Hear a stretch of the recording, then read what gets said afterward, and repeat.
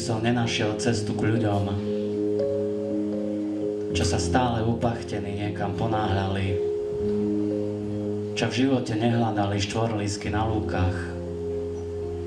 čo nesedeli na lavičkách a len tak nekývali nohami, čo nad všetkým len preleteli a nikdy si nevšimli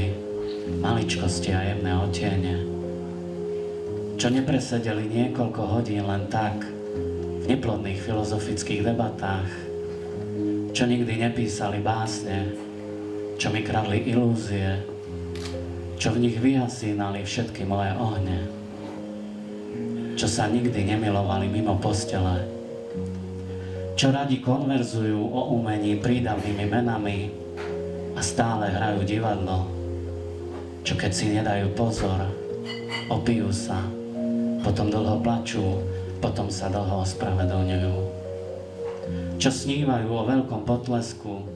neskladajú masky, neriskujú, nemilujú, nebláznia, čo sa snažia sami sebe utiecť, čo sú chronicky nešťastní z každej maličkosti a zo všetkého vždy vycúvajú, čo starostlivo premazávajú zadné dvierka,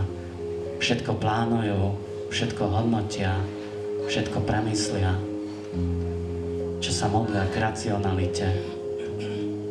čo ma nútia prepadať zúfalstvu, ako málo je spriaznených duší. Čo keby si bola dnes iná?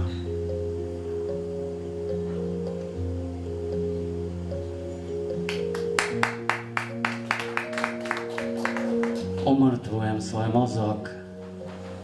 aby nešiel v ústrety smrti.